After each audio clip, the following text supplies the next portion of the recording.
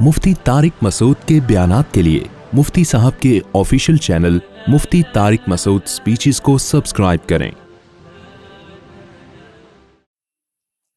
अल्लाह ताला ने इन आयतों में क्या फरमाया कि इंसान बहुत जल्दबाज है, बेसब्रा है, गमों में डिप्रेशन में चला जाता है, खुशियों में इतराने लगता है, अपनी औकात से बाहर औकात भूल जाता है। हाँ, फरमाया चंद अलामतें अपने अंदर पैदा कर लो, चंद चीज़ें, तो ये कैफियत से निकल जाओगे। जब खुशियाँ मिलेंगी तो शुक्र अदा करोगे, अपनी औकात से बाहर नहीं निकलोगे, और जब गम होंगे तो सब्र की तौफीक मिलेगी तुम्हें। तो वो उन अलामतों की बेस क्या है, बुनियाद क्या है? अपना ताल्लुक़ अल्लाह से मजबूत कर लो,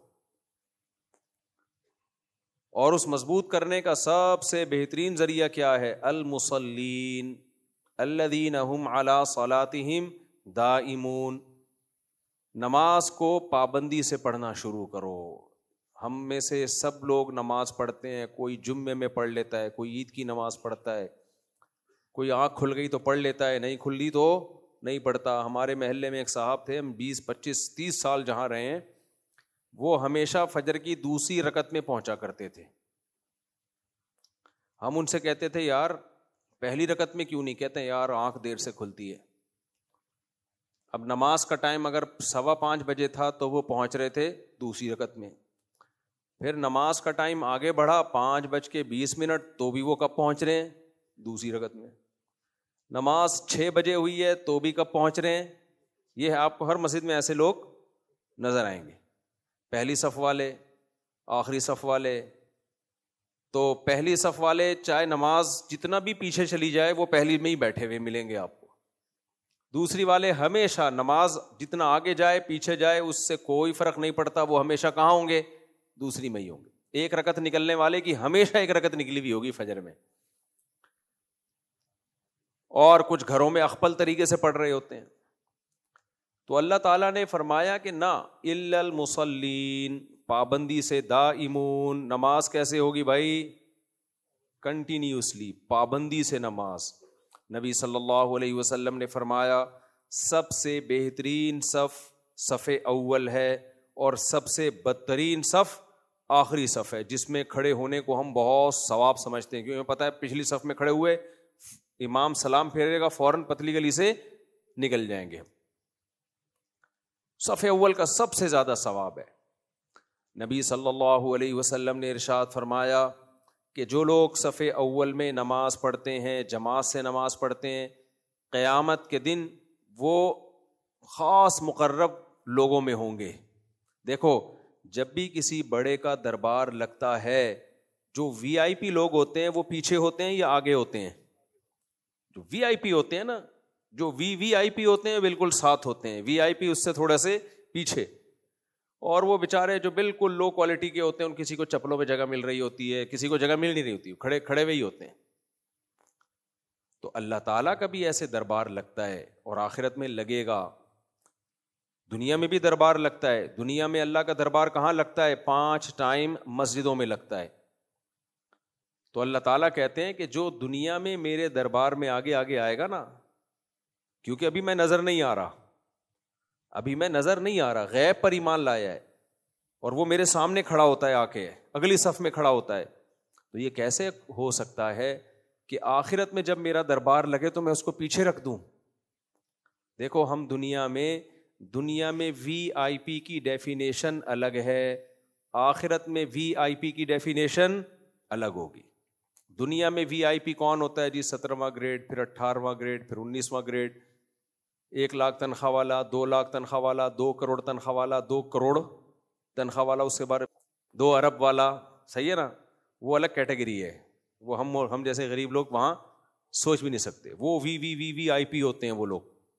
सियासतदान हो गए, नवाज शरीफ साहब हो गए, जनाब शहबाज शरीफ हो गए, ये ऐसे लोग हैं कि जब हम ऊपर देखते हैं इनके रुतबे की तरफ दुनिया के लिहाज से, तो हमारी पगड़ियाँ गिर जाती हैं। तो ये है दुनिया के भाई, तालीम के लिहाज से अलग कैटेगरी है भाई, ये वीआईपी है। तो आखिरत के वीआईपी की डेफिनेशन ही बिल्कुल क्या है? अलग। اور اس کی ایک لاجک بھی ہے. آپ مجھے ایک بات بتاؤ, کمپنی آپ کو کوئی کام دے, جو کام کو فوکس کرے گا کمپنی کی نظر میں سب سے زیادہ ویلیو اس کی ہوگی نا. کیا خیال ہے؟ دیکھو, کمپنی نے کچھ لوگوں کو بھیجا کوئی پروجیکٹ دے کے, کسی دوسرے کنٹری میں بھیجا کہ یار ایک بلڈنگ بنانی ہے ہم نے یہاں. کمپنی آنے جانے کا ٹکٹ بھی دے گی, کھانے کا خرچہ بھی دے گی, علاج معالجے کے لیے 2-4 ڈاکٹروں کو بھی بھیج دے گی. تو بہت سارے لوگوں کے ذمے مختلف کام ہوں گے, لیکن ہدف سب کا ایک ہی ہوگا کہ ان سب نے مختلف کام کرنے ہیں. ڈاکٹر نے کوئی امپلائی بیمار ہو گیا تو اس کا علاج کرنا ہے, جو شیف ہے اس کا کام ہے ملازمین کو کھانا پکا کے دینا, سریا والا ہے اس کا کام ہے سریا ارینج کرنا, جو انجینئرز ہیں ان کا کام ہے بھائی میپ بنا کے دینا. یہ سارے ایک پروجیکٹ پہ عمل کر رہے ہیں کہ نہیں کر رہے, لیکن ہدف سب کا کیا ہے؟ ایک, کہ یہ پروجیکٹ مکمل ہو جائے, یہ بلڈنگ مکمل ہو جائے. اب کمپنی کی نظر میں سب سے زیادہ ویلیو اس کی ہوگی جو اس پروجیکٹ کو فوکس کرے گا. اب کیا ہوا, ایک امپلائی ایسا تھا جس کے پاس بہت پیسہ تھا, وہ وہاں گیا اور کمپنی کے کام کو چھوڑ کر عیاشی میں لگ گیا. دائیں بائیں گھوم رہا ہے, کھا رہا ہے, پی رہا ہے, موج مستیاں کر رہا ہے. وی آئی پی تو ہے نا, بہت پیسے والا ہے. کمپنی کی نظر میں اس کی ویلیو ہوگی. کمپنی کہے گی بھائی تو جو مرضی کر, عیاشی کر, کھا پی, لیکن اس کو کمپنی نکال دے گی. دنیا میں اصول یہ ہے کہ آپ جب کسی کے ذمے کوئی کام لگاتے ہیں تو آپ کی نظر میں ویلیو اس کی ہوتی ہے جو آپ کے ویژن کا حصہ بنے, آپ کے ویژن کی تکمیل کا ذریعہ بنے. اگر آپ کا ہدف اور آپ کے ویژن کا وہ حصہ نہیں بن رہا, وہ ہوگا بھائی بہت بڑا آدمی ہوگا, ہمارا کیا لینا دینا اس سے. لوگ کہتے ہیں نا, ابے بھائی ہوگا وہ بہت بڑا, اپنے گھر میں ہوگا. کیا خیال ہے بھائی؟ تو محلے کا دادا ہوگا, اپنے علاقے میں ہوگا. کہتے ہیں نا لوگ, تو محلے کا دادا ہوگا, اپنے علاقے میں ہوگا. تو بہت سخی ہوگا, اپنے علاقے میں ہوگا. تو بڑا خوبصورت ہوگا, اپنی بیوی کے سامنے ہوگا. صحیح ہے نا, ہم نے کیا کرنا ہے تیری خوبصورتی سے. ایک مثال دے رہے ہیں. انسان ہمیشہ اس کو فوکس کرتا ہے کہ جو اس کے ہدف اور اس کے ویژن کا حصہ ہو. اس بیس پہ انسان کیٹیگری مختلف لوگوں کی کو مختلف کیٹیگریز میں ڈیوائڈ کرتا ہے. وہ تو دیکھو, اس کائنات کا مالک کون ہے؟ اللہ ہے, جس نے اس کائنات کو بنایا. جس نے اس کائنات کو بنایا, جو کریٹر ہے, اس نے ہمیں ایک پروجیکٹ دیا ہے, لیکن اس نے لوگوں میں مختلف صلاحیتیں پیدا کی ہیں. ہر شخص اپنی صلاحیتوں کے لحاظ سے اس پروجیکٹ کی تکمیل میں لگا ہوا ہے. اللہ نے ہمیں پروجیکٹ کیا دیا ہے؟ اللہ نے اس پروجیکٹ کو قرآن میں مختلف طریقوں سے بیان کیا ہے. ایک جگہ اللہ نے فرمایا کہ هل اتى على الانسان حين من الدهر لم يكن شيئا مذكورا انا خلقنا الانسان من نطفة امشاج نبتليه فجعلناه سميعا بصيرا. اللہ فرماتے ہیں ہم انسان کو آزمانا چاہتے تھے, ہم نے پانی سے بنایا انسان کو, ہم چاہتے تھے ہم اس کو آزمائیں, لہذا ہم نے اس کو سننے اور دیکھنے کی, سوچنے سمجھنے کی صلاحیت دی, تاکہ یہ ہماری نشانیاں اپنی آنکھوں سے دیکھے اور دیکھ کے یقین کر لے کہ یہ سب کچھ خود بخود نہیں بن سکتا. سمجھ رہے ہو کہ نہیں سمجھ رہے؟ یہ آٹومیٹیکلی اتفاق سے یہ اتنی حسین دنیا خود بخود وجود میں نہیں آ سکتی. جب وہ غور کرے گا اپنی باڈی میں, بھائی لنگس بھی بن گئے میری باڈی میں کڈنی بھی خود بخود بندر سے کیسے بن گئے, اور بندر کے کہاں سے بن گئے پھر؟ ہم اگر بندر سے بنے ہیں تو بندر کس سے بنا ہے میرے بھائی؟ وہی مجھے یاد آتا ہے, ایک فاحشہ خاتون یہاں بیچاری رہتی تھی, اللہ اس کی مغفرت فرمائے, اگر دنیا سے چلی گئی ہے, زندہ ہے تو اللہ اس کو ہدایت دے. تو وہ دروازے پہ کھڑی رہتی تھی, ایک بندے کو لے کے کہنے لگی مجھے لے کے بھاگ جاؤ. تو بندہ میرے پاس آیا کہ یہ خاتون لڑکی مجھے دعوت دے رہی, مجھے لے کے بھاگ جاؤ. میں نے کہا آپ نے کیا جواب دیا؟ کہتے میں نے کہا میں تجھے لے کے بھاگوں گا, مجھے کون لے کے بھاگے گا؟ مطلب میں تو اس بیچاری کو کوئی ٹھکانہ نہیں دے رہا تھا اصل میں نا, اس کی کوئی بیچاری پہ الزامات لگے ہوئے تھے. تو وہ کہنا کہ تم مجھے ٹھکانہ دے دو. تو کہہ رہا تھا بھائی میں بھی تو بے گھر ہو جاؤں گا نا, میرا ابا مجھے رکھے گا گھر میں.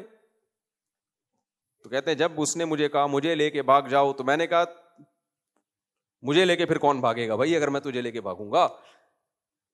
تو بھائی اگر یہ کڈنی ہمارے بندر کے کڈنی سے ایوالو ہو کے یہاں آئے ہیں تو سوال پیدا ہوتا ہے بندر کا کڈنی کہاں سے آیا, پھر بندر کا کڈنی کو پچھلی مخلوق سے جوڑنا پڑے گا, اس کا کہاں سے آیا, ہوتے ہوتے ایک وقت آئے گا آپ آئیں گے بھائی ایک سیل تھا, ایک سیل بن کیسے گیا, وہ بھی اتنا پیچیدہ سیل, کروڑ دفعہ بھی اتفاق ہو نا تو ایسا سیل وجود میں نہیں آ سکتا, اربوں خربوں سالوں میں بھی نہیں. پھر اس میں ایسے سافٹ ویئر آٹومیٹیکلی انسٹال ہو گئے, ایوالو ہوتے ہوتے اس میں کڈنی اگنا شروع ہو گئے, واہ واہ واہ, گردے اگنا شروع ہو گئے. بھائی پھینکنی تھی تو اتنی پھینکو جتنی برداشت, وہی ہو گیا. 2 آدمی پھینکو تھے نا, پھینک رہے تھے لمبی لمبی. ایک نے کہا میرے دادا ان کے پاس ایک استبل تھا, گھوڑوں کا نہیں ہوتا استبل, اس میں ایک گھوڑا 500 سال تک دوڑ سکتا تھا, استبل ختم نہیں ہوتا, اتنا لمبا استبل. اس نے کہا پھینک رہا ہے تو پھر ہم بھی پھینکتے ہیں. کہتے ہیں میرے دادا کے پاس ایک نیزہ تھا, یہیں سے چاند سورج کی سیٹنگ کر لیا کرتے تھے, ستارہ ادھر سے ادھر, ادھر سے ادھر. اس نے کہا بھائی تو لمبی لمبی پھینک رہا ہے, اتنا لمبا نیزہ وہ رکھتے کہاں تھے؟ اس نے کہا تیرے دادا کے استبل میں رکھتے تھے. صحیح ہے. تو پھینک دی لمبی ایتھیس لوگوں نے, آٹومیٹیکلی خود بخود یہ سب کچھ ہوا ہے. بھائی خود بخود کڈنی کیسے اگنا شروع ہو گئے, 2 کڈنی کیوں اگے اور اپنی جگہ جا کے فٹ کیوں ہو گئے, آنکھیں کیسے بن گئی, ناک کیسے بن گئی, ہر عضو میں ایسے سینسر لگے ہوئے ہیں جو اسی کے لیے سوٹیبل ہیں. اور میرے بھائی اگر یہ سب خود بخود بنا ہے تو ہارڈ ویئر بن گیا, سافٹ ویئر کیسے بن گیا؟ ابے اتفاق سے ہارڈ ویئر تو وجود میں آ سکتا ہے, کروڑوں خربوں سال میں بھی ایسا تو ہارڈ ویئر بھی وجود میں نہیں آ سکتا. انسان ہارڈ ویئر اور سافٹ ویئر دونوں چیزوں کا مجموعہ ہے. نہیں آئی میرا خیال ہے بات؟ سافٹ ویئر روح ہے, آنکھ یہ صرف ہارڈ ویئر نہیں ہے, اس کے اندر دیکھنے کی صلاحیت ہے, وہ کیا ہے؟ سافٹ ویئر ہے, اور اس میں وائرس بھی آتا ہے. دماغ ہارڈ ویئر بھی ہے اور اس کے اندر روح کیا ہے؟ سافٹ ویئر, جس سے وہ دماغ سوچتا ہے. اتنا ذہین دماغ اب تک ایسا سافٹ ویئر نہیں ایجاد کر سکا جو سوچے, یعنی انسان کا اتنا ذہین دماغ, وہ اب تک ایسا دماغ روبوٹ کا ایجاد نہیں کر سکا جو خود سوچے.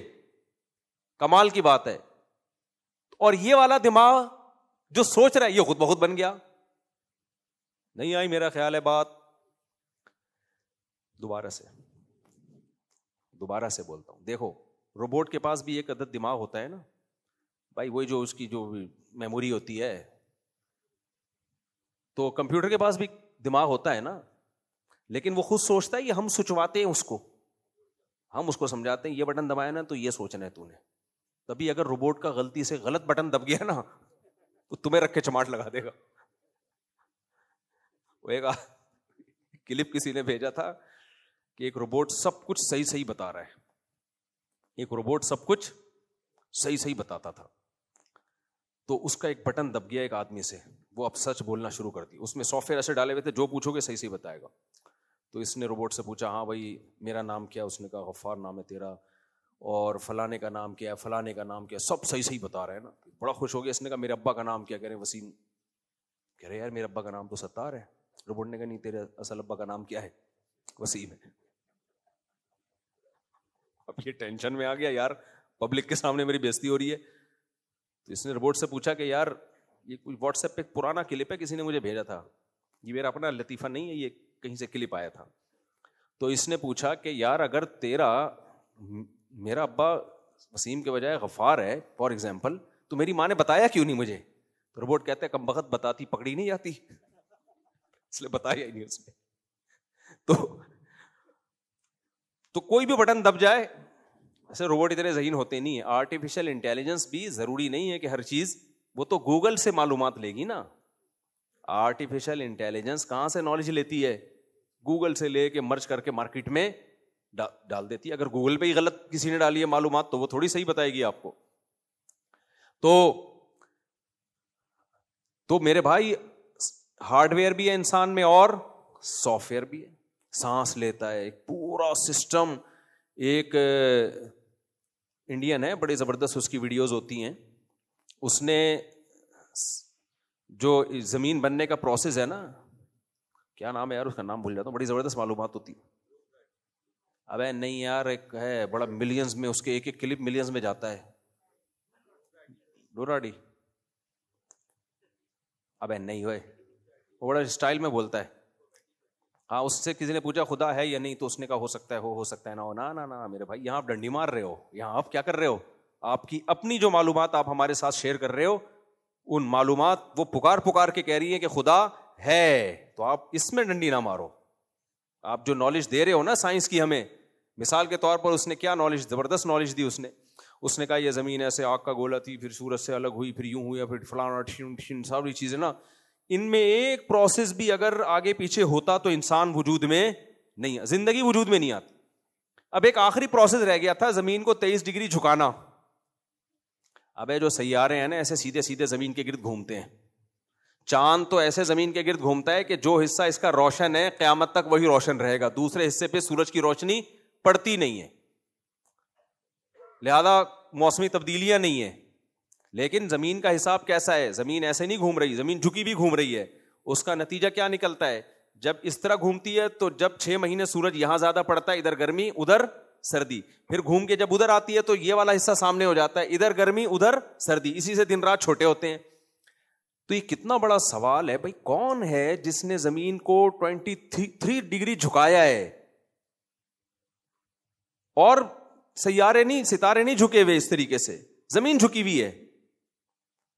اور اگر یہ زیادہ جھک جاتی تو موسمی تبدیلیوں میں ڈفرنس بہت زیادہ ہو جاتا, کم جھکتی تو بہت کم ہوتا, جو سوٹیبل نہیں تھا انسان کے لیے. اتنے تمیز سے جھکی ہے. تو اس نے اس کا جواب دیا کہ ایک ستارہ, ایک زمین ایسے گھوم رہی تھی تو ایک کوئی بڑا ستارہ سیارہ آ کے ٹکرایا, دھاڑ کر کے زمین کیا ہو گئی, ٹیڑھی ہو گئی. اس وقت سے ٹیڑھی ہی چل رہی ہے. جیسے وہ بزرگ اڑ رہے تھے نا, ایک بزرگ تھے, ابھی لطیفے زیادہ آ رہے ہیں آج بیان میں. ایک بزرگ تھے, وہ بیوی کے سامنے شو مارتے تھے کہ میں بہت بڑے نیک ہوں, بیوی مانتے نہیں تھی, جلدی فارورڈ کر کے چلا رہا ہوں.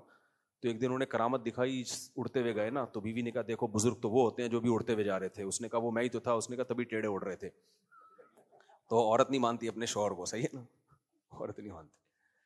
تو ان بزرگ کو جو ٹیڑھے اڑ رہے تھے ان کو تو کسی نے سے نہیں ٹکرائے ہوں گے, لیکن زمین جو اتنی ٹیڑھی ہو گئی تو اس پہ ماہرین کہتے ہیں کہ کوئی بہت بڑا کوئی یہاں آ کے ٹکرایا تھا, دھاڑ کر کے کیا ہو گئی, ٹیڑھی ہو گئی. اور اس سے پھر موسم بدل گئے اور یہ ہو گیا, اور پھر زندگی کے آثار پیدا ہونا شروع ہو گئے. بھائی صاحب, خود بخود خدا کی قسم کچھ بھی نہیں ہو رہا. اتنا ایسا اتفاق کہ ایسے ٹیڑھی ہو جائے اور ایسے پانی پیدا ہو جائے اور بارشیں ہونا شروع ہوں اور نباتات پیدا ہونا شروع ہوں, اور اس زمین کے علاوہ کہیں بھی یہ نہیں ہے. یہ حسن اتفاق نہیں ہے. اور پھر زمین پہ ایک جاندار پیدا نہیں ہو رہا, پیدا ہی اتنے کروڑوں خربوں قسم کی چیزیں دریافت ہو چکی ہیں.